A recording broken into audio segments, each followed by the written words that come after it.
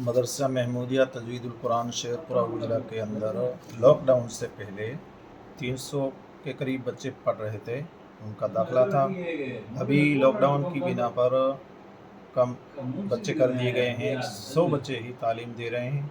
ये सिर्फ़ और सिर्फ हिफ्ज़ की तालीम के लिए हैं 100 बच्चे, और इनका तकरीबन पहले खर्च था 56,04,793 रुपये कुल खर्च था, और इसके अंदर कुछ खर्च कम पड़ने की बिना पर कर्ज हो चुका था, वो 7,15,892 रुपये का।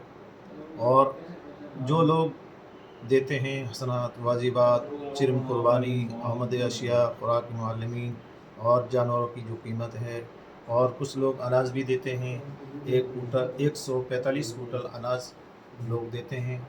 और यहाँ जो अभी फ़िलहाल लॉकडाउन की वजह से बच्चों की तादाद 100 के करीब है, और आगे जो सरकार की गाइडलाइन शुरू हो जाएगी उसके बाद में मदरसे की तरफ से जो भी इंतज़ामिया अपने तय करेंगे तो उनके बाद बच्चों को बढ़ाया जाएगा।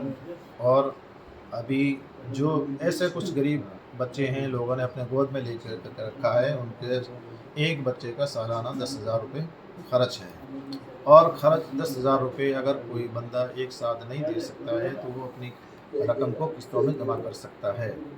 और उनको बच्चों को 10,000 देने के बाद में उन बच्चों के ऊपर सारा खर्च बच्चों ही के ऊपर होता है। मदरसे के अंदर रहते हुए बच्चों का पूरा का पूरा जो खर्च होता है वो मदरसे की तरफ से ही होता है।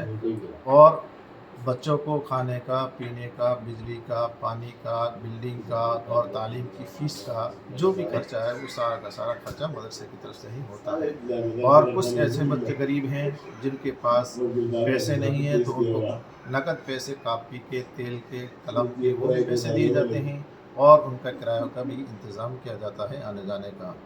और मदरसे की तरफ से जितना भी हो सकता है तालिब इल्म के लिए खर्च करते हैं। शुक्रिया।